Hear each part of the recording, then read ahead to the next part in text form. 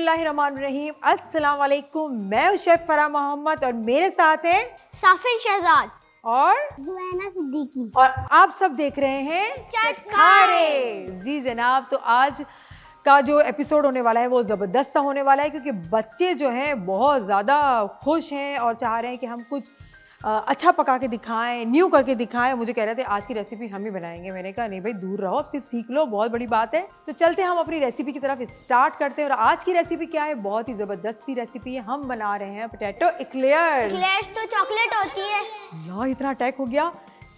Chocolate होती है ना, लेकिन हम चॉकलेट नहीं बना रहे, हम पोटैटो एक्लेयर्स। यही तो रेसिपी है, यही तो चीज़ है। पोटैटो कैसे हो सकती है? बस हम बनाएंगे ना, अब आपके सामने ही बनाएंगे। देखिए ना, यही तो होता है ना, एक सरप्राइज है। आप भी सोच रहे होंगे ये तो चॉकलेट होती है, ऐसे कैसे बनेगा? बनेगा, ज़रूर बनेगा, बहुत ही अच्छा बनेगा। तो मैंने यहाँ पर ऑयल शामिल कर लिया, इसके साथ में यहाँ पर तकरीबन 1 कप पानी शामिल करूँगी।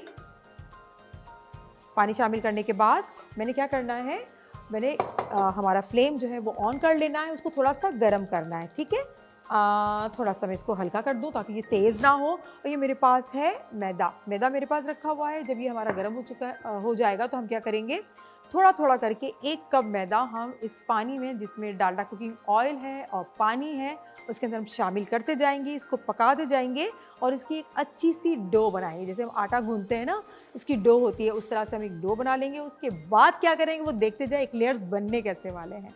तो अब ये पानी ऑलमोस्ट हमारा थोड़ा बहुत, देखिए यहाँ पे बबल आना शुरू हो चुके हैं।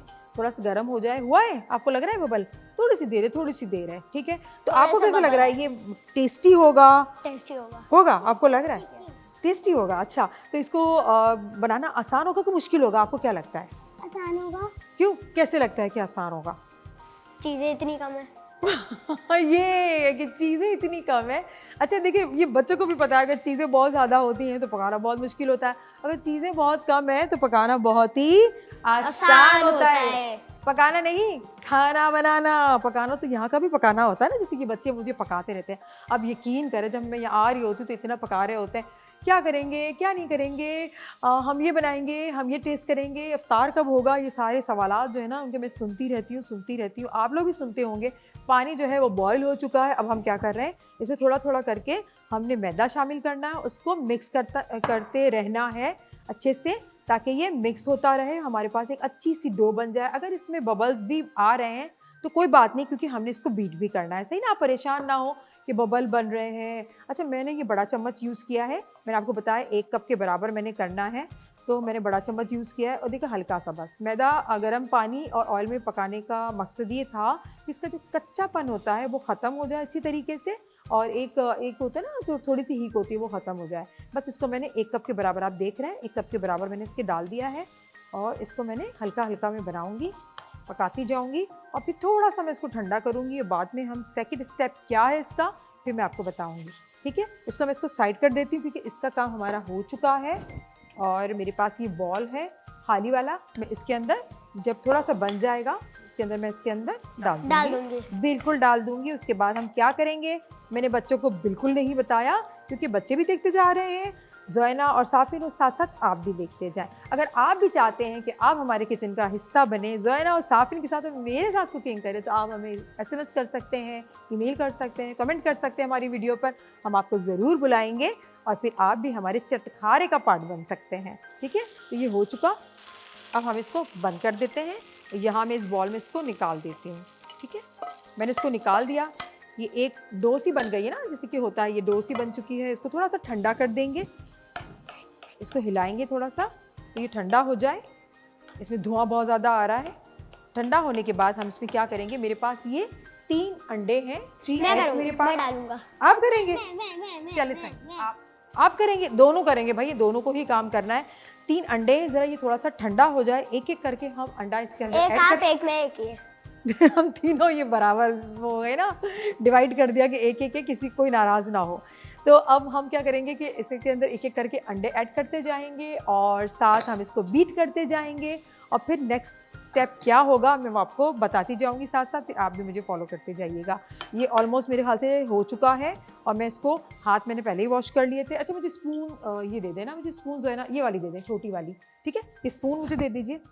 जी, वेरी गुड। जो है ना, तो भाई सारी चीज़ें इनको पता है कि कहाँ रखी हुई है किचन में। अपने घर के किचन का नहीं पता होगा, यहाँ के किचन का सब पता है ना? जो है ना, ऐसा है, घर के किचन का पता है। अच्छा, बहुत सारे बच्चों को ना उनकी जो मामा होती है वो बोलती किचन में नहीं आना, चलो बाहर जाओ। पता है इसकी वजह क्या होती है? क्या वजह होती है पता है? क्योंकि बच्चे जो होते हैं ना वो किचन का ना हुलिया ही बिगाड़ के रख देते हैं। आप करते हैं ऐसा? आप सफाई रखते हैं, साफ करते हैं अपने किचन को? वाह, ये तो बच्चे बड़े अच्छे हैं। जब तक ये हमारा ठंडा हो चुका है, हम एक एक करके एग को मैं इसके अंदर डालूंगी। आप डालेंगे। नहीं, आप इसको बीट करते जाए ना। हमारे पास हैंड विक्स है, ये इससे हमने इसको विस्क करना है। ये मैंने इसको तोड़ा, उसके अंदर डाला। ठीक है, आप इसको करें, बीट करें इसको। गुड, वेरी गुड, बीट करें इसको।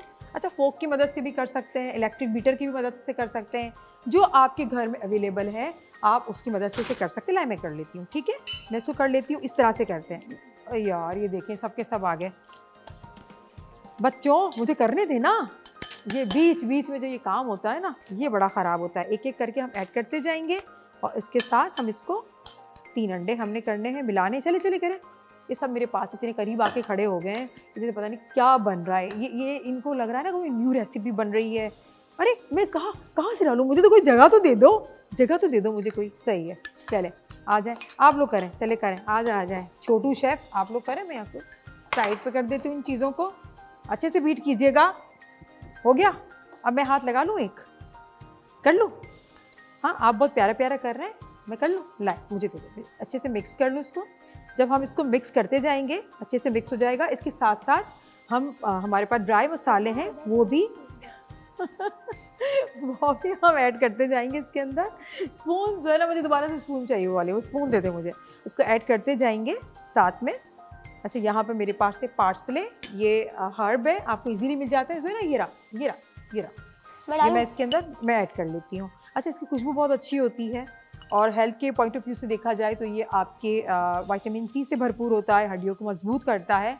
तो आप पार्सले जो है ड्राई मिल जाता है आपको फॉर्म में, आप उसको यूज़ करें। उसके साथ अजवाइन है, अजवाइन भी आपकी सेहत के लिए बहुत अच्छा है, आपके हाजमे के लिए बहुत अच्छा है, लेकिन इसकी क्वांटिटी का ख्याल रखना चाहिए। हाफ टी स्पून मैंने इसके अंदर ऐड किया है कुटी हुई लाल मिर्च।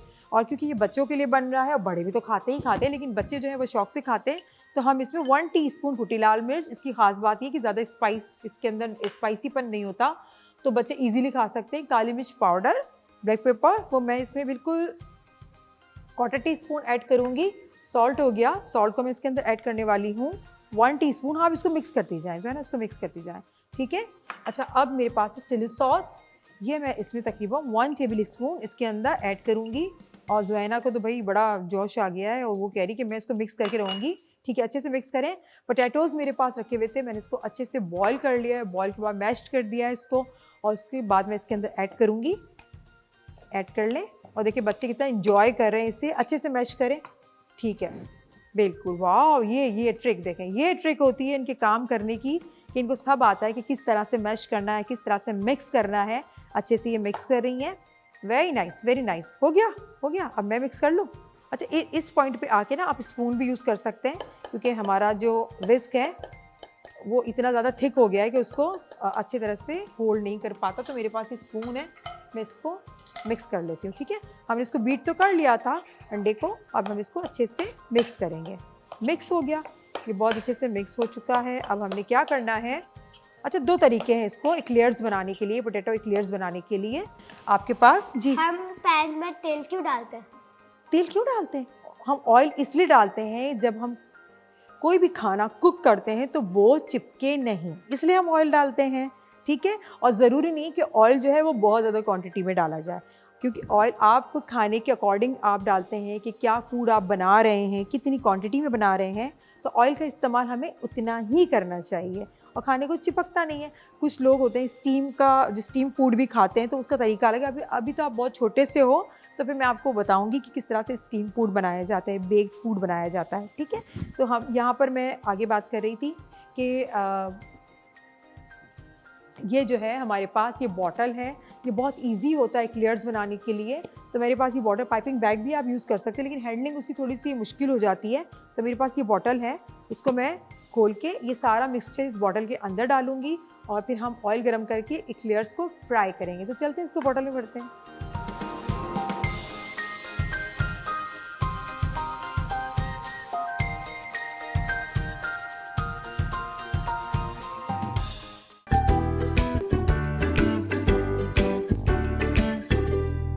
बॉटल में हमने इस मिक्सचर को भर दिया है। अब हम इससे पोटैटो एक्लेयर्स बनाएंगे।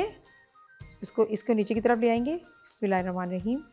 आप देखें, आप जो शेप देना चाहते हैं आप उसको दे सकते हैं। इस तरह से मैं इनका शेप दे रही हूँ, अच्छा सा। देख, इस तरह से जो भी आप शेप देना चाहते हैं इसको, ठीक है। तो 2-3 शेप दे देती हूँ ताकि आपको जो समझ आए आप उस तरह से शेप में इसको बनाएं। एक मुझे ये वाला शेप भी अच्छा लगता है, इस तरह से रिंग करके, ये मुझे बहुत अच्छा लगता है। हमने सारे एक्लेयर्स बना लिए हैं और डिफरेंट शेप के बनाए हैं, क्योंकि बहुत ही ये थोड़ा सा मुश्किल हो जाता है, लेकिन बनाने का मकसद ये है कि बच्चों को अट्रैक्शन आए, बच्चे इसे खाएं, क्योंकि अलग अलग शेप की, जैसे मैंने इस डिश के बारे में बताया कि पोटैटो एक्लेयर्स, तो बच्चों की फ़ौरन से आवाज़ निकली है ये तो चॉकलेट के होते हैं। तो अब जब बच्चों को ये डिश पता लगेगी तो बच्चे भी शौक से खाते हैं। उसको कुकिंग टाइम जो होता है थोड़ा सा ज़्यादा होता है, क्योंकि इसके अंदर मैदा है, आलू है, उसको पकने में थोड़ा सा टाइम लगता है ताकि प्रॉपर तौर पे ये पक जाए। एक साइड से बन जाएंगे तो हम इसको पलटेंगे और ये हमारे एक्लेयर्स तैयार हो जाएंगे।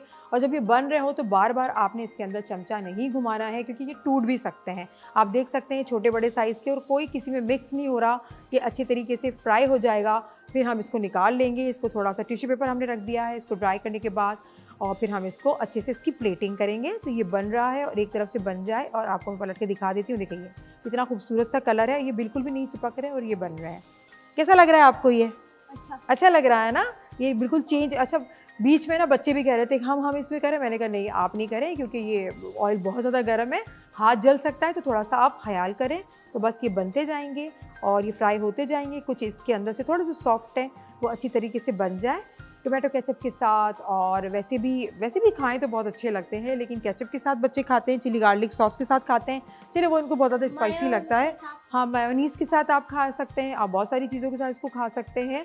और वैसे भी रमज़ान है, अफ्तार में बच्चों को बना के दें, आप सहरी में बच्चों को बना के दें। और रमज़ान के बाद जब बच्चे आपका लंच बॉक्स लेके जाते हैं तो उसमें भी आप उनको डाल सकते हैं, है ना। और ब्रेकफास्ट भी करवा सकते हैं बच्चों को, तो अच्छा लगेगा ये सारा। और ये देखिए ये वाला जो है तैयार है, कितने अच्छे फ्राई हुए हैं। आप यहाँ देखिए कितने अच्छे फ्राई हुए हैं और कितने क्रिस्पी से हैं।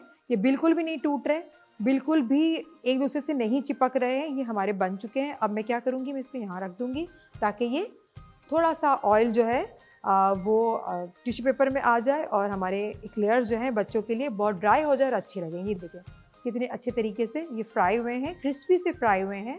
और आप इसे खाएं, एंजॉय करें। अच्छा, बच्चा पार्टी होती है ना, जब बच्चे अपने फ्रेंड्स को बुलाते हैं, कंबाइंड स्टडी के लिए बुलाते हैं या ईद पे बुलाते हैं, तो आप इसको बना के बच्चों को खिला सकते हैं। ये मैं यहाँ से निकाल के और इसकी हम अच्छी सी प्लेट जो है उसको हम गार्निश करते हैं। तो देखें किस तरह से गार्निश होती है। पोटैटो एक्लेयर्स तैयार हैं, जो कि बहुत ही ज़बरदस्त लग रहे हैं। अफ्तार में हम इसे टेस्ट करेंगे, आप भी ज़रूर बनाइएगा। और अब हम चलते हैं हमारी नेक्स्ट रेसिपी की तरफ।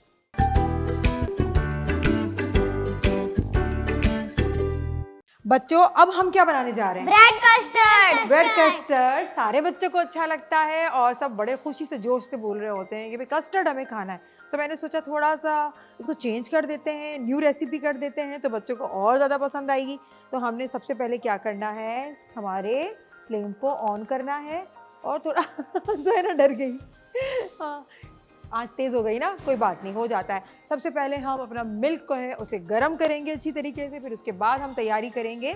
तो बच्चों, इसमें मिल्क जो है ये मैं इस पर गर्म कर रही हूँ अच्छी तरह से। ये बॉइलिंग पॉइंट पे आ जाए, थोड़ा सा बॉईल होने लगे तो हम फिर आगे, थोड़ा सा मुझे फ्लेम तेज़ लग रहा था तो मैंने कहा इसको थोड़ा सा स्लो कर दूँ।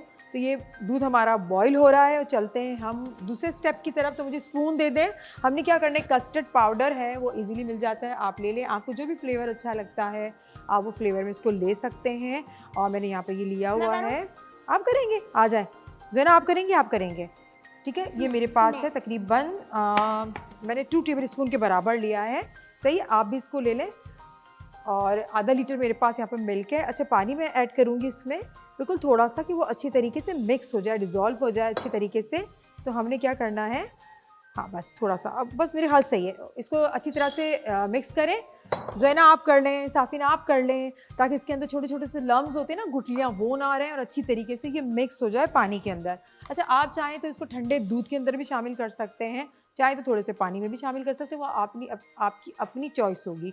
तो मैंने यहाँ पे पानी इसके अंदर ऐड किया है। मिल्क जो है वो हमारा गर्म होने वाला है, थोड़ा सा गर्म हो जाता है तो हम इसमें फिर क्या करेंगे, जब तक मेरे पास ये बॉल था, इसमें मेरे पास ब्रेड पीसीज थे, मैं उसको इसके अंदर सेट करके रखूँगी। और ज़ोहरा आपको मैंने ये काम दिया है ज़ोहरा, तो अपने आप को यूँ संवार रही है कि मैं अच्छी लग जाऊँ, है ना ज़ोहरा? अच्छा लग रहा है, मिक्स करना अच्छा लग रहा है? हाँ, मुँह से बोलो ना, अच्छा लग रहा है, अच्छा लग रहा है। हाँ, अब ये गिर रहा है, अल्लाह, ये बच्चों के यही काम होते हैं, कोई काम दे दे तो काम में इतना इन्वॉल्व हो जाते हैं कि चीज़ें गिरा देते हैं। चले साफ़िन, इसको टिश्यू पेपर से आप साफ़ करें, हाथ नहीं लगाइएगा, टिश्यू पेपर से इसको साफ़ करें, हमारे काउंटर को साफ़ करें, साथ साथ आप सफाई का भी ख्याल रखें। तो आप कुकिंग करें और बच्चों को ये काम सारे दे दें ताकि बच्चे इसी चीज़ों में लगे रहें, ठीक है? तो ये सफाई हो रही है और हमारा मिल्क जो है यहाँ पर अच्छी तरह से बॉयल होने की तैयारी पर है। बस थोड़ा सा बॉयल हो जाए, देखिए यहाँ पर बबल्स आना शुरू हो गए हैं, ये बॉयल हो चुका है और बस इसका कच्चापन जो होता है वो ख़त्म हो जाए। उसके बाद हमने क्या करना है, ये कस्टर्ड मेरे पास है, ये मैं इसके अंदर ऐड कर दूँगी, थोड़ा थोड़ा करके उसको हिलाती रहूँगी और इसको मैं पकाती रहूँगी। अभी तक मैंने इसमें शुगर शामिल नहीं किया, अब मैं इसके अंदर शुगर शामिल करूँगी, ठीक है?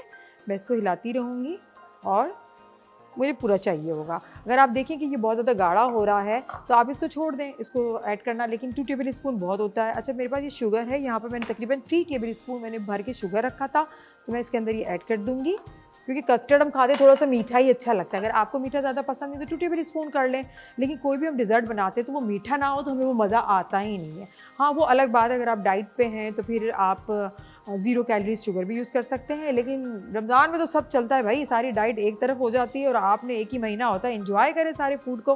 और ये देखिए थिक होना शुरू हो गया है, यहाँ पर इसको अच्छे से हिलाते जाना है। अगर आप इस पॉइंट पे कस्टर्ड को हिलाना बंद कर देंगे तो 2 नुकसान होंगे। एक तो क्या होगा, ये बहुत ज़्यादा गुठलियाँ बन जाएंगी और सेकंड ये लग जाएगा और इसमें से जलने की बू आएगी, है ना? दूध जब हम ज़्यादा गर्म कर लेते हैं तो दूध लग जाता है पतीली में या पैन में, तो क्या होता है, स्मेल आती है ना। जब आप दूध पी रहे होते हैं तो स्मेल आती नहीं आती? समटाइम आप दूध पीती हैं, पीती हैं ना, और आप पीते हैं दूध, तो हमें ऐसा लगता है कि इसमें स्मेल आ रही है।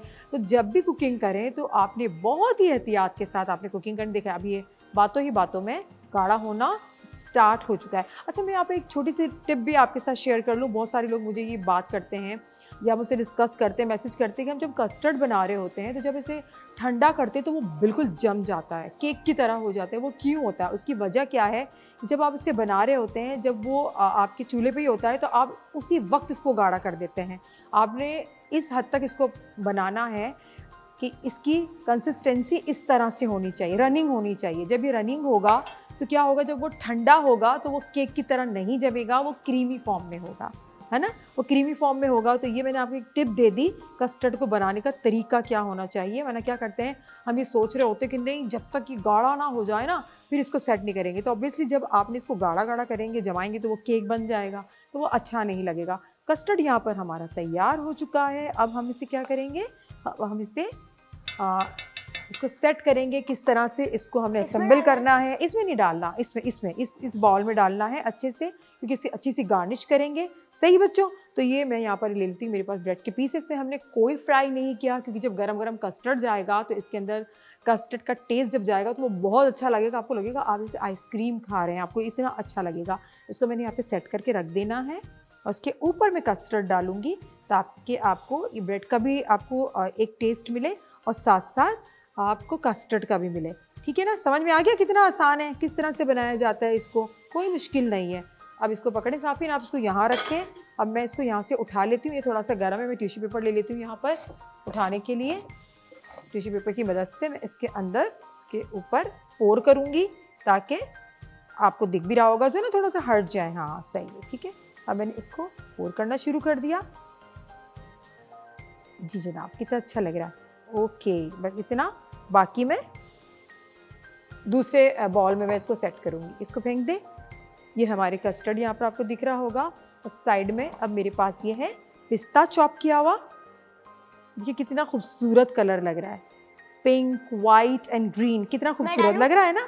नहीं, मैं आपको बता रही हूँ किस तरह से इसको डालते हैं। यहाँ पर आए, तो साफिन को बड़ा शौक है कुकिंग का। जो है ना, आपको शौक नहीं है? आपको शौक नहीं है कुकिंग का? है ना, तो आप तो कुछ बोल ही नहीं रही, आप तो बस देख रही हो, सोच रही हो कब बनाएंगी इसको, आप कब बनाएंगी, सीख रही हैं अभी आप। ये जोयना तो सीख रही है, वो कह रही है कि मैं सीख रही हूँ, जब मैं सीख जाऊँगी तब मैं बनाऊँगी। लेकिन साफिन कहते हैं कि मुझे नहीं सीखना, मुझे खाना बनाना है, ऐसा कहते हैं ना, मुझे खाना बनाना है भाई, जो भी हो जाए मैंने खाना बनाना है। लेकिन हमने साफिन को भी थोड़ा रोका हुआ है कि ठहर जाए, अभी नहीं बनाना। अच्छा, मेरे पास ये अशरफी है, देखिए कलर कितना प्यारा लग रहा है। जब बच्चों को आपने खाना खिलाना हो ना तो अट्रैक्शन बहुत ज़्यादा ज़रूरी है। तो इसी तरह से मैंने यहाँ पर अशरफी से गेम मैंने की है कि बच्चे जो है ना वो खाने की तरफ लपक कर आए कि भाई कि अच्छा आप जेलीज भी डाल सकते हो उसके अंदर ना बना के, ये भी इसके अंदर ऐड कर सकते हैं। लेकिन समटाइम वो बहुत खट्टी होती है तो बच्चों का गला ख़राब हो जाता है, तो इसलिए मैं आपको ज़्यादा इसका रिकमेंड नहीं करूँगी। और यहाँ पर मैंने अशरफी ग्रीन कलर की और रेड कलर की, ये मैंने अशरफी इसके अंदर ऐड कर ली है। और आप ये देखिए कितना खूबसूरत लग रहा है। और बात ये थोड़ा बहुत है ना, ये पिस्ता हम यहाँ ऐड कर लेंगे। हमारा ब्रेड कस्टर्ड तैयार है। उसको आप फ्रिज में रखें, ठंडा करें, इसको आप इंजॉय करें और फिर खाएं। देखिए आपको लगेगा कि आप आइसक्रीम खा रहे हैं। आप एक दफ़ा ज़रूर बनाइएगा। बच्चों आपको ये कैसा लगा, रेसिपी कैसी लगी, ये वाला डेजर्ट आपको अच्छी लगी ना? आपके मुंह में पानी आ रहा है। लेकिन इसको हम कब खाएंगे? अफ्तार में। तो थोड़ा सा इंतज़ार करना पड़ेगा। और चलते हैं नेक्स्ट हमारी ड्रिंक की तरफ।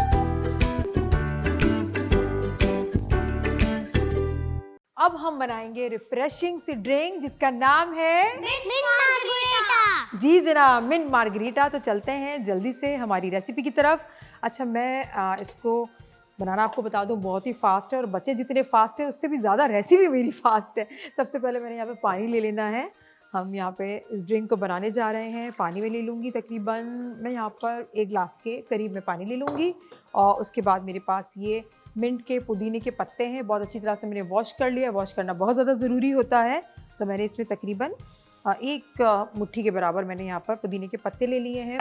अच्छा, ये मेरे पास है शुगर सिरप। सही है, मैंने क्या किया है, शुगर को लेके इसमें पानी ऐड किया, उसमें थोड़ा सा फूड कलर ऐड करके इसको पका लिया है। पकाने के बाद मैंने बॉटल भर के इसको रख दिया है। जब भी हमें शुगर सिरप की ज़रूरत होती है तो फिर मैं इसे ऐड करती हूँ। तो मैं इसमें ऐड कर दूँगी। और इसमें ज़्यादा ये मीठा नहीं है, बस ये है कलर इसका अच्छा लाने के लिए। उसके साथ अब मैं इसके अंदर शामिल करूँगी आइसिंग शुगर, सिर्फ 1 टेबल स्पून। तो आप मुझे स्पून दे दें जोयना, 1 टेबल स्पून हम इसमें शामिल करेंगे। छोटा ये जोयना जितनी छोटी है ना, टीस्पून मुझे दे दिया, तो मुझे इसको 2 टाइम इसको डालना पड़ेगा। सही है, ये मैंने इसके अंदर ऐड कर दिया। और अब यहाँ पर है, इसको रखें, ये मेरे पास लेमन जूस है, इसे मैंने 1 टेबल स्पून भर के पहले से निकाल लिया था, मैंने इसके अंदर ये रख दिया। और यहाँ पर मेरे पास है ये सोडा ड्रिंक है जो इजीली मिल जाती है। आप थोड़ा सा अभी डालेंगे, उसके बाद थोड़ा सा हम इसको ग्लास में पोर करेंगे। अब हमने क्या करना है, बस जूसर ब्लेंडर चलाना है और हमारी इतनी अच्छी ज़बरदस्त सी ड्रिंक जो है वो तैयार है।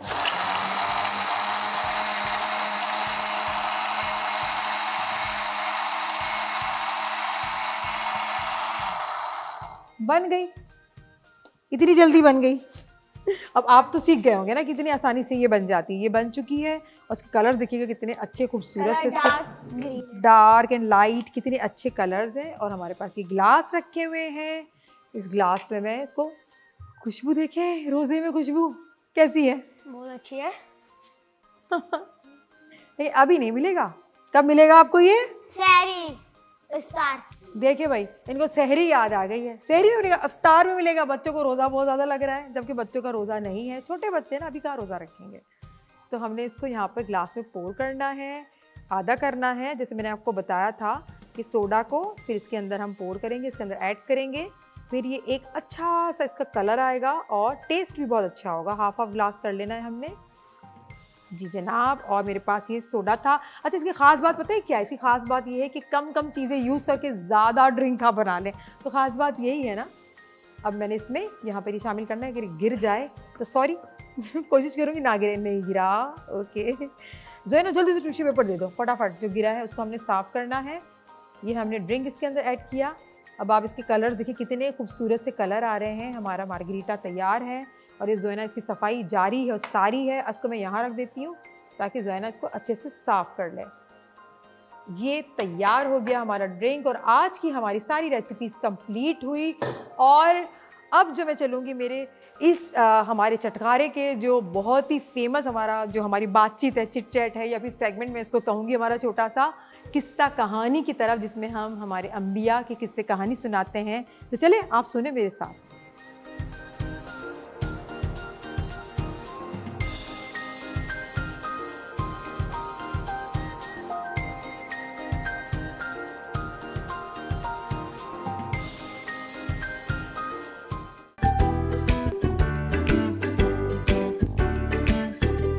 प्यारे बच्चों, अब हम चलते हैं किस्सों की तरफ।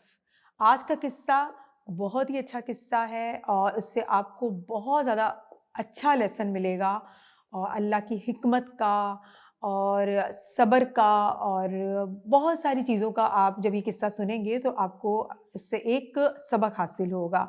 आज का किस्सा है हमारे प्यारे नबी हज़रत नूह अलैहिस्सलाम का किस्सा। हज़रत नूह अलैहिस्सलाम मशहूर है, जो कश्ती जो बनी थी उस हवाले से, दुनिया में पहली कश्ती बनी किस तरह से बनी, हज़रत नूह अलैहिस्सलाम ने जो तबलीग का जो काम था वो कितने अरसे तक किया, हज़रत नूह अलैहिस्सलाम की उम्र क्या थी। तो आज का किस्सा इसी से रिलेट करेगा। सबसे पहले दुनिया में कौन आए थे? हज़रत आदम अलैहिस्सलाम। जब हज़रत आदम अलैहिस्सलाम आए, फिर उनकी औलाद आई, फिर इस तरह से दीन फैला और अल्लाह ताला ने इतनी नेमतें हज़रत आदम अलैहिस्सलाम को दी, उनकी औलाद को दी कि वो बहुत अच्छी ज़िंदगी गुजार रहे थे बहुत ही अरसे तक।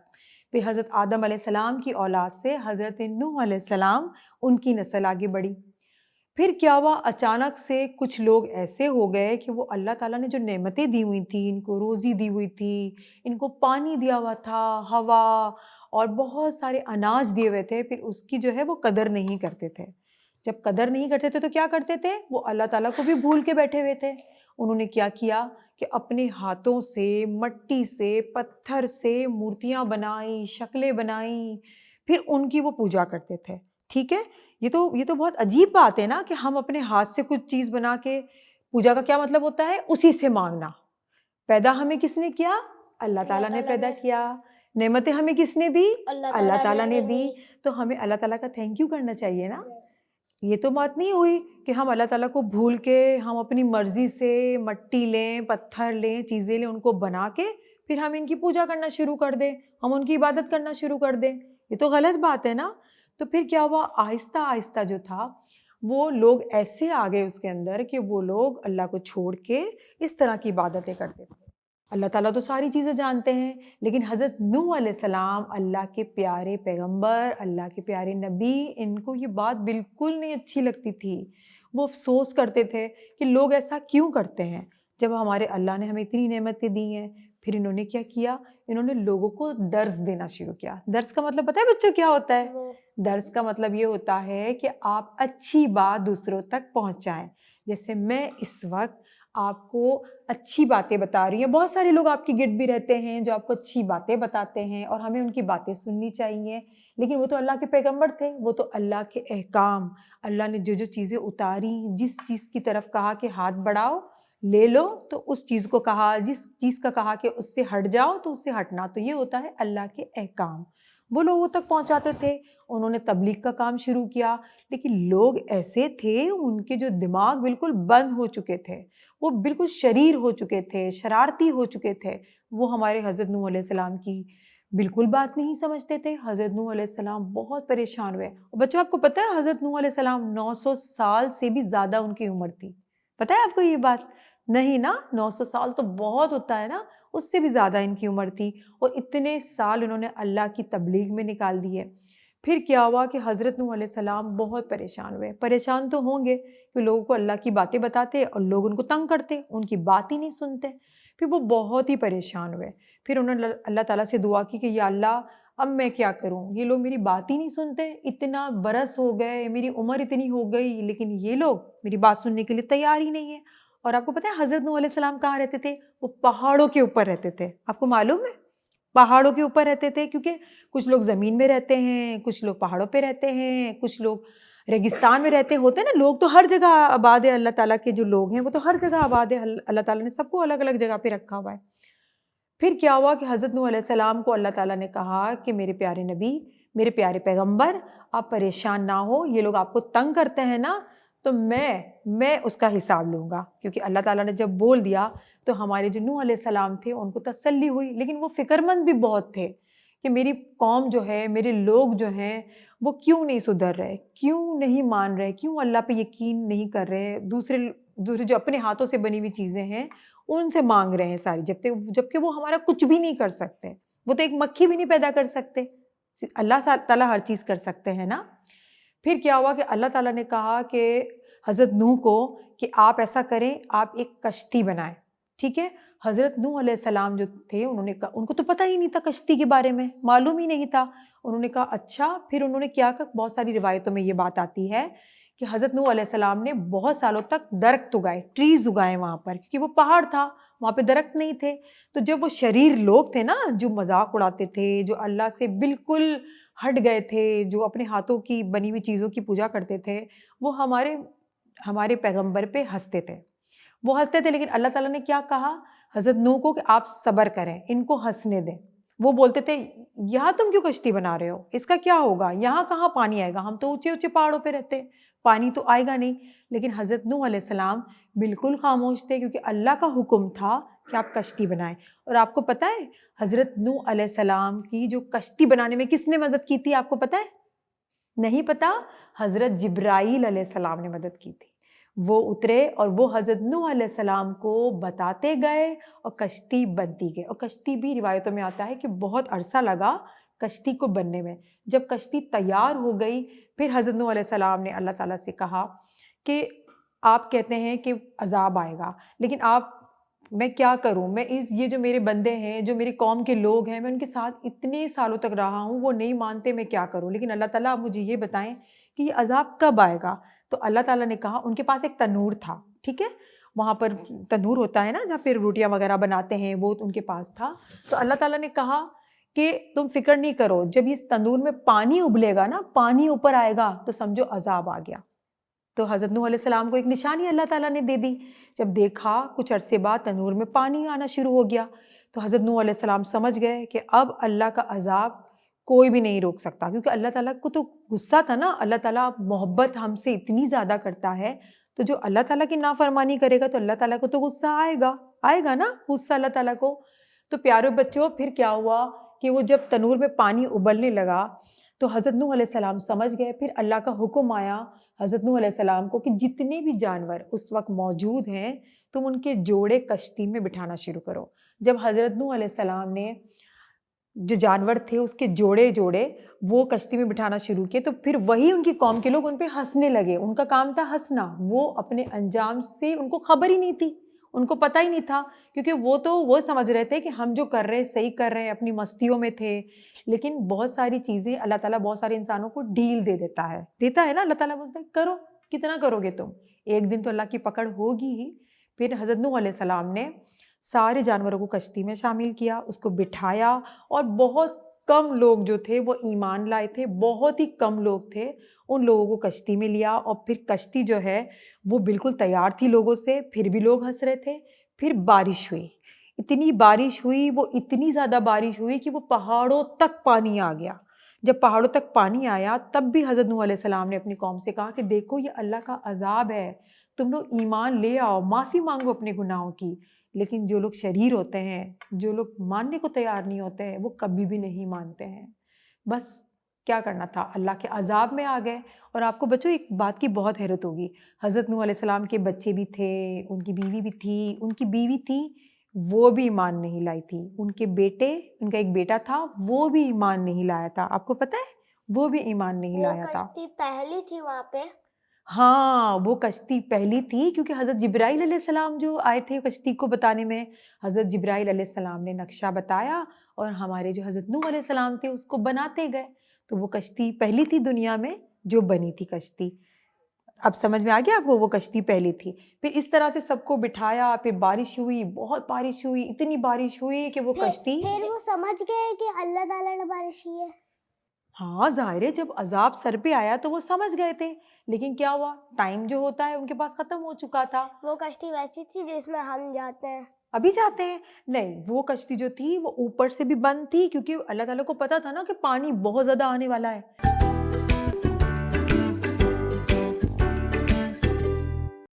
ऊपर से भी पानी बह रहा था, जमीन के नीचे से पानी आ रहा था, तो अल्लाह ताला ने उस कश्ती को पूरा पैक कर दिया था। ऊपर से भी बंद थी, वो नीचे से भी बंद थी, कि पानी बिल्कुल भी अंदर नहीं जा सकता।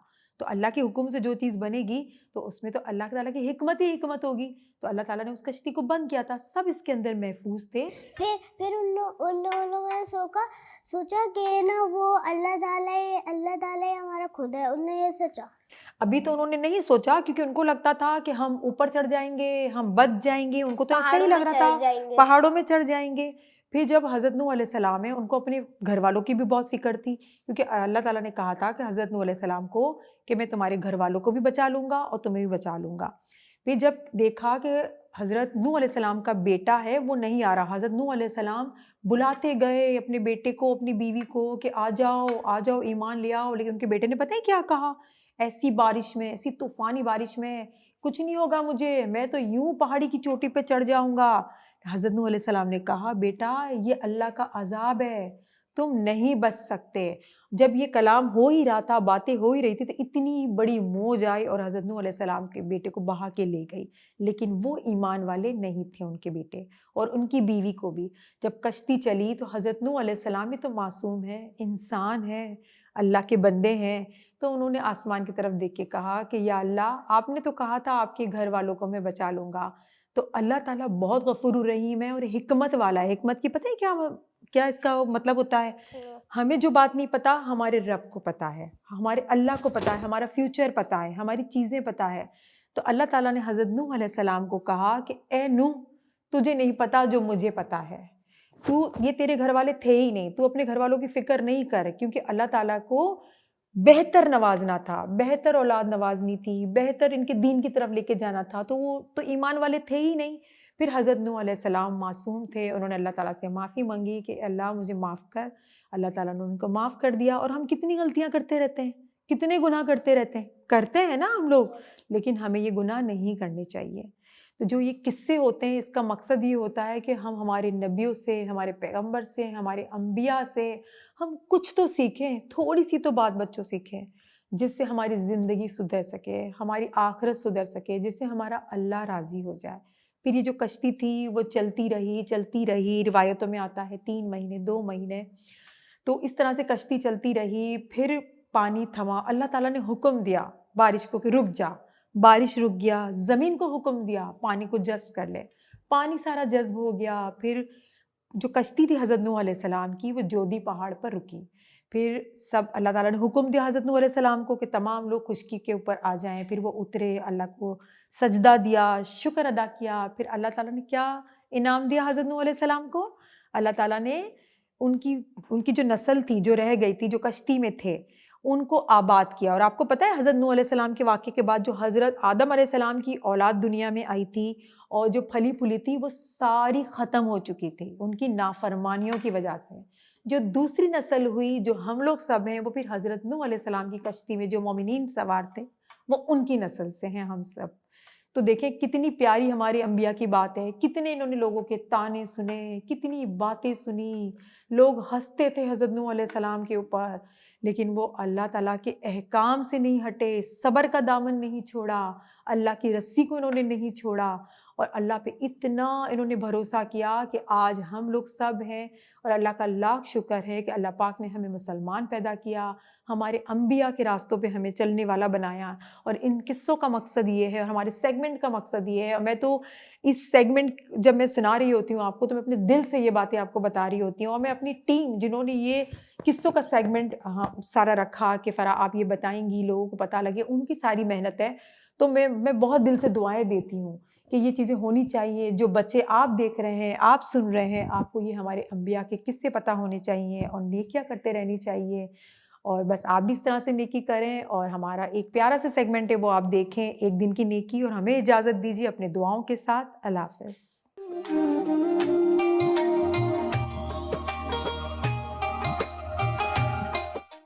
अस्सलामुअलैकुम, मैं हूँ नीलम मुनीर ख़ान। प्रोग्राम एक दिन की नेकी में आप सबको खुशामदीद कहते हैं। मेरे पास आज एक बहुत प्यारी माँ जी हैं जिनका नाम ज़ुलेखा है। आपसे मिलवाते हैं उन्हें। अस्सलामुअलैकुम। सलाम। कैसी हैं आप? आपकी तबीयत कैसी है? सबसे पहले तो मुझे ये बताएं। तबीयत सही नहीं है, मेरे दर्द है, चल नहीं सकती ज्यादा। मुझे पता चला मैं आप हॉस्पिटलाइज थी। पोती को साथ एक को लेकर आई हूँ, हाँ। वो मेरे हाथ पकड़ के चलाती है। हाँ, और मुझे पता लगा कि आप हॉस्पिटलाइज थी अभी 4 हाँ, दिन पे, 4 दिन। हॉस्पिटल में थी। सेवन में थी। क्या हुआ? क्यों? वो है ना, तो इंदरगाफी करे, हैं? इंदरगाफी करे, वो दवाई दिए, हाँ, फिर लिख के दे दिए। सही है। अच्छा, बोले अभी तुम बाहर से दवाई लो। अच्छा, दवाइयाँ बाहर से आपको खरीदनी पड़ेंगी। खरीदनी पड़ेगी। हाँ, दवा दवाइयाँ ली आपने अभी तक? थोड़ी ली, 2 दिन की, 3 दिन की, ऐसे 4 दिन की, ऐसे लेते। हमें पैसे नहीं होते तो फिर दवाई कहाँ से आए? और डॉक्टर ने कितने महीने का कहा इलाज का? 3 महीने बोले दवाई खानी है, 3 महीने दवाई खानी है। खानी है। हाँ, फिर अच्छा, है ना बोले देखते हैं कि क्या होता है। हाँ। कितने बच्चे हैं आपके? 6 उसके बच्चे। बेटे के? एक ही बेटा है? मेरा 4 बेटे, 4 बेटे हैं। 3 अलग है। अच्छा, अलग हो गए? वो अलग ही हो गए, पहले से अलग है। क्या मतलब, शादी के बाद? शादी के बाद अच्छा, वो अलग हो गए। आप एक बेटी उसकी शादी कर दी, ठीक है। वो अपने घर पे है। हाँ हाँ हाँ हाँ हाँ, समझ गई मैं। हाँ, तो बाकी मतलब वो रजामंदी से अलग हुए हैं आपसे? रजामंदी से वो अलग हो गए। वो मजदूरी करते हैं, कमाते खाते हैं, किराया भरते। आप चाहती थी कि वो आपसे अलग हो, या आप चाहती थी नहीं साथ ही रहें? साथ रह कैसे, घर नहीं था, मतलब जगह नहीं थी, कमरे नहीं थे? कमरे नहीं थे। हाँ। फिर रखूं किधर? हाँ तो मैं बोली अभी लो मकान, तुम किराया भरो ने रो, हाँ हाँ तुम अपना गुजारा करो। हाँ तो बड़े के साथ मैं रहती हूँ। जी। तो मैं काम से जान चलती थी तो काम करती थी, क्या काम करती थी आप? बर्तन धोती थी, झाड़ू पोते, हाँ हाँ हाँ। ये घर का काम करती थी। अच्छा, अभी नहीं होता है। कितने अरसे तक किया आपने? मैं 30 साल। 30 साल आपने ये काम इसका किया? बाप है ना एक्सीडेंट हो गया था, एक्सीडेंट हो गया, फिर इसका बाप मर गया। इन्ना लिल्लाहि व इन्ना इलैहि राजिऊन। फिर है ना मैंने बच्चे छोटे थे, कोई कमाने वाला नहीं था, तो मैंने काम करा, मजदूरी करी, बच्चों को बड़ा करा, आप शादी बड़ी करी, अजीम आए। शादी करी, सबको अलग अलग करा। फिर बोला अभी अभी तुम जानो, तुम्हारा वो जाने में अभी नहीं कर सकती। फिर अभी मैं काम नहीं करती हूँ, हाँ, अभी नहीं होता है मेरे से। तो अब घर कौन देख रहा है माँ जी? घर कौन दे, बड़ा है लड़का। हाँ, कभी कमाता है, कभी ऐसे चटनी रोटी, कभी क्या दाल, ऐसे करके खाते हैं। ज्यादा तो हम आलू ही पकाते हैं, और अच्छा खाना तो खाए नहीं, होता ही नहीं है तो खाए किधर। हाँ। वो बोला मैं मजदूरी करता हूँ माँ, कभी होता है कभी नहीं होता है। तो बेटे आपके क्या काम करते हो? वो सब मजदूरी करते हैं, सब मजदूरी करते हैं? सब मजदूरी। जो बड़ा वाला बेटा आपके साथ रहता है वो भी मजदूरी वो ही भी करता है? मजदूरी करते तो हैं। रोजाना काम मिलता है मजदूरी का माँ जी? रोज कभी मिलता है तो कभी नहीं मिलता है, कभी नहीं। मैंने अभी 3 महीने से बैठा था, 3 महीने काम ही नहीं मिला? नहीं मिला था, वो बैठा ही था घर में। अच्छा। 3 महीना बैठा था, अभी किधर था नहीं, तो वो घूम घूम के आ जाए। काम नहीं है, क्या करो। क्या कर रहे हैं, सही बात है। और आपने मुझे बताया कि आपके इलाज के पैसों की भी ज़रूरत है, आपका इलाज भी होना है। इलाज भी होना है। और आपने मुझे एक बहुत दिल हिला दिया मेरे एक बात कह के कि खाना आप लोगों ने 4 दिन से। हाँ, ये नहीं, बच्चे बहुत रोते हैं ना, मेरे को बहुत होता है। हाँ, बच्चे रोते हैं ना, जब भी मेरे को बहुत होता है कि अल्लाह मैं कमा नहीं सकती हूँ, नहीं तो मैं थोड़ा बहुत लेकर आऊँ, बच्चे को खिलाऊं। आपने कहा कि वो आपके कंधों में आके बैठता है? हाँ, बैठता है, वो बेचारा रोता है, बोलता है कि माँ काम नहीं मिलता है, मैं क्या करूँ, मैं किधर से किराया भरूँ, बिल बत्ती का गैस कैसे भरूँ, वो दवाई के पैसे मैं कहाँ से लेकर आऊँ। देखिए कितनी शर्मिंदगी की और अफसोस की बात है। हमारी माँ जो है वो इतनी परेशान है, और माशाल्लाह बेटा भी है, काम भी करना जानता है, चाहता है, लेकिन कोई जॉब नहीं मिल रही, तो ये किस तरह से गुजारा करेंगे? अभी ये 4 दिन हॉस्पिटलाइज थी, हॉस्पिटल में थी। हाँ, 2 दिन जीना में फील हो थी, रहा है क्या? हाँ 2 दिन जीना में थी, 4 दिन इधर थी सेवन में। हाँ, जीना वालों का इलाज अच्छा है? और उधर इलाज था, हाँ, मगर उधर है ना, मैंने और बोलते हैं एंजियोग्राफी करा, मैंने नहीं कराई। नहीं कराया आपने? क्यों? नहीं कराई, मैं बोली कि नहीं सही हो जाएगा, ऐसे सही हो जाएगा तो मैं थोड़ा बहुत कोई काम करूँ, हाँ, तो नहीं हुआ। नहीं किया। फिर ज़्यादा हो गई, ज़्यादा तबीयत खराब हो गई तो सिविल में गई, तो ये लोग बोला ये तो जरूरी है अम्मा, नहीं करनी है। हाँ, तो सिविल का इलाज कैसा लगा आपको? सेबल का इलाज सही है, मगर दवाइयाँ लिख के देते हैं बाहर की, वो बाहर की हम ले नहीं सकते। हाँ जाहिर है, खर्चा चाहिए, पैसा चाहिए, पैसा घर चाहिए, के फिर बिल आना है। जाना। जी। ये है ना, अभी बहू बेचारी बच्चे छोड़ के आए, रिक्शे का किराया लगे, फिर ना खाना लेकर आए। आप मुझे आपका नंबर जो है हम स्क्रीन के ऊपर चलाएंगे, ठीक है ना? हाँ। टीवी के ऊपर चलाएंगे हम आपका नंबर तो है ना आपके नंबर पास? है उधर तो है। मैं गोपी लोगों के से पास। रिक्वेस्ट करूंगी कि आप प्लीज माँ जी की हेल्प कीजिए। मेरे बहुत पास आपका अल्फाज शुक्रिया। खत्म हो जाते हैं, पता है, क्योंकि जिस तरह से उन्होंने मुझे अपने बारे में बताया, मैं कभी कभार मैं लिटरली मैं बोल भी नहीं पा रही होती हूँ। मैं जिस तरह से इस प्रोग्राम को कर रही होती हूँ ना, वो सिर्फ मैं ही जान रही होती हूँ, क्योंकि हम बहुत सारी चीज़ों में अगर आप नोटिस करें तो हम बहुत ज़्यादा नाशुक्रे भी हैं। हमारे यहाँ इतना कुछ पड़ा होता है, हाँ, ये साफ पानी है, अल्लाह की कितनी बड़ी नेमत है, सब कुछ है, और आप देखेंगे इनके एरिया में ना पानी है, ना बिजली है, ना स्कूलिंग है, ना इलाज है। औलाद है तो वो काम करना चाहती है, लेकिन क्या काम करे, कोई काम नहीं है। तो फिर आप मुझे बताएं बच्चे कि भी पैसे कैसे कमाएं, कहाँ से खर्चे स्कूल पूरे में भी करें? नहीं जाते, मदरसा खाली पढ़ते। हाँ वही ना, हाँ, बच्चे भी बैठे बच्चे भी मदरसे जा रहे, स्कूल नहीं पढ़ नहीं सकते। पढ़ सकते, इतना नहीं होता है स्कूल पढ़ाए। मेरी दुआएं आपके साथ हैं, आप बहुत अजीम हैं। और जिस तरह से इन्होंने बताया कि इनके हस्बैंड का इंतकाल हुआ, और उसके बाद जिस तरह से इन्होंने अपने बच्चों को परवरिश की, बच्चों की छोटे थे और इतनी यंग एज में, और फिर उन्होंने 30 साल खुद काम किया, घरों में काम किया, मेहनत, सबके मेहनत की, मजदूरी करी, देखें रात दिन, वो बच्चों को बड़ा करा। और अब एक एज ऐसी आ गई, जाहिर है कि जहाँ पे इंसान में हिम्मत नहीं होती है। हमें हमारे वालिदैन जब हमारे लिए सुबह उठते हैं ना, हमें उन्हें प्यार करना चाहिए, बहुत हक करना चाहिए, क्योंकि उस वक्त उनकी भी जो हेल्थ है, सेहत है, एनर्जी, वो जवाब दे चुकी होती है, लेकिन वो सिर्फ हमारे लिए चल रहे होते हैं। जैसे आपने बताया कि आपके जो बेटे हैं वो आपके कदमों में बैठते हैं, मैं भी आपके कदमों में बैठूंगी। एंड मुझे बहुत अच्छा लगा आपसे मिलके। और आप जब जाएंगी तो आपकी जो मैं मेडिसिन 15-15 दिन जाती हूँ। अच्छा, और आपकी जो मेडिसिन हैं उसके आपने मुझे तस्वीर भेजनी है। तस्वीर भेजनी। हाँ, तो मैं आपको मेडिसिन तो मैं आपको पहुंचा दूँगा। हाँ, ठीक है ना? हाँ सही। तो मेडिसिन आपको मिल जाएगी। आपके पास आई हूँ, वो लेके हाँ, बस अल्लाह ही है, बेशक, है ना? बस आपने अपना बहुत बहुत ख्याल रखा। तो माँ जी, हम रमज़ान के लिए आपके लिए राशन लेके आए हैं। अच्छा, हमारी तरफ से गिफ्ट है आपके लिए, आप इसे कबूल कीजिएगा, ठीक है? इसमें ईद के जोड़े भी हैं। हाँ। ठीक है ना? तो अच्छे से रमज़ान गुजारना, अच्छे से ईद गुजारनी है। नंबर है मेरे, बस ठीक है। और दुआ करते हैं कि जो इनके बेटे हैं उनको कोई कंपनी में कोई जॉब मिले, मजदूरी की मिले, ताकि इनका घर का खर्चा जो है वो चल सके। और अगर आप इनकी मदद कर सकते हैं तो प्लीज़ इनकी मदद कीजिए। Thank you very much. इंशाल्लाह ताला फिर मुलाकात होगी। अल्लाह हाफ़िज़।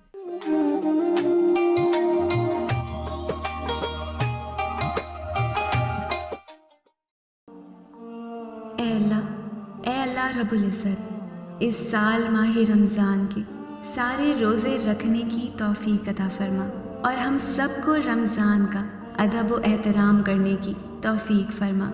रहमतों के महीने में खूब रहमतें समेटने की तौफ़ीक अता फरमा। ऐ सारी कायनात के शहंशाह, ऐ सारी मखलूक के पालने वाले, ऐ ज़िंदगी मौत का फ़ैसला करने वाले, ऐ आसमानों और ज़मीनों के मालिक, ऐ पहाड़ों और समंदरों के मालिक, ऐ इंसानों और जिन्नातों के माबूद, ऐ अर्श आज़म के मालिक, ऐ फरिश्तों के माबूद, ऐ इज़्ज़त और ज़िल्लत के मालिक, ऐ बीमारों को शिफा देने वाले, ऐ बादशाहों के बादशाह, ऐ अल्लाह, हम तेरे गुनहगार बंदे हैं, हम तेरे ख़ताकार बंदे हैं, हमारे गुनाहों को माफ़ फरमा। इस रहमतों के महीने में हमारी ख़ताओं को माफ़ फरमा। ऐ अल्लाह, हम अपने अगले पिछले सग़ीरा और कबीरा सभी गुनाहों, ख़ताओं और नाफरमानियों की माफ़ी मांगते हैं। ऐ अल्लाह, ऐ रब्बुल इज़्ज़त, इस पाक महीने में हम अपने गुनाहों से तौबा करते हैं, हमारी तौबा कबूल फरमा। ऐ अल्लाह, हम गुनहगार हैं, सयाकार हैं, बदकार हैं, तेरे अहकाम के नाफरमान हैं, ना शुक्रे हैं, लेकिन मेरे माबूद तेरे नाम लेवा बंदे हैं, तेरी तौहीद की गवाही देते हैं। हमारी ख़ताओं को माफ़ फरमा दे। तेरे सिवा कोई इबादत के लायक नहीं है, तेरे सिवा कोई बंदगी के लायक नहीं है, तेरे सिवा कोई तारीफ़ के लायक नहीं है। हमारे माबूद, हमारे गुनाह तेरी रहमत से बड़े नहीं हैं। तू अपनी रहमत से हमारे गुनाह माफ़ कर दे। ए अल्लाह पाक, हमें गुमराही के रास्ते से हटाकर सिरातुल मुस्तकीम के रास्ते पे चलने वाला बना दे। ए अल्लाह, ऐसी नमाज पढ़ने की तौफीक अता कर जिस नमाज से तू राज़ी हो जाए। ज़िंदगी में ऐसे नेक आमाल करने की तौफीक अता कर जिन आमालों से तू राज़ी हो जाए। हमें ऐसी ज़िंदगी गुजारने की तौफीक अता कर जिस ज़िंदगी से तू राज़ी हो जाए। ईमान पे ज़िंदा रख और ईमान पे ही मौत अता कर। ए अल्लाह, हमें तेरे अहकाम की फर्मा बरदारी करने वाला बना और तेरे प्यारे हबीब जनाब मोहम्मद रसूल अल्लाह सल्लल्लाहु अलैहि वसल्लम के नेक और पाकीज़ा आदाब को अपनाने वाला बना दे। ए अल्लाह, हमारी परेशानियों को दूर कर दे। ए अल्लाह, जो बीमार हैं उन्हें शिफाए कामिला अता फरमा। ए अल्लाह, जो बे औलाद हैं उन्हें अपने ख़ज़ानों में से नेक और सालेह औलाद अता फरमा। ए अल्लाह, जिनके जो जो काम रुके हुए हैं वो पूरे कर दे। ए अल्लाह, बिछड़े हुए को मिला दे। ए अल्लाह, शादीशुदा जोड़ों में मोहब्बत और खुलूस पैदा कर दे और उनकी ज़िंदगियों में बरकत डाल दे। ए अल्लाह, तमाम लड़के और तमाम लड़कियों के नसीब अच्छे कर दे। ए अल्लाह, जो कर्ज़ के बोझ तले दबे हुए हैं उनका कर्ज़ जल्द से जल्द अदा करवा दे। ए रब्बुल इज़्ज़त, शैतान से हमारी हिफाजत फरमा। ए अल्लाह, हलाल रिज़्क़ कमाने की तौफ़ीक अता फरमा। ए मालिक दो जहां, हज़रत आदम अलैहिस्सलाम से लेके अब तक जितने भी मोमिन मोमिनात इस दुनिया से जा चुके हैं उनकी मग़फ़िरत फरमा और उन्हें जन्नतुल फ़िरदौस में आला मुकाम अता फरमा। ए परवरदिगार आलम, हमें तुझसे मांगना नहीं आता लेकिन तुझे देना आता है। तू हर चीज़ पर कादिर है। ए अल्लाह, जो मांगा वो भी अता फरमा और जो मांगने से रह गया वो भी इनायत फरमा। हमारी दुआ अपने रहम से, अपने करम से कबूल फरमा। सुनने वालों की सारी परेशानियों, तकलीफ़ों और बीमारियों को दूर फरमा और सेहत व तंदुरुस्ती अता कर। ए परवरदिगार आलम, हम सब के तमाम गुनाह माफ़ फरमा।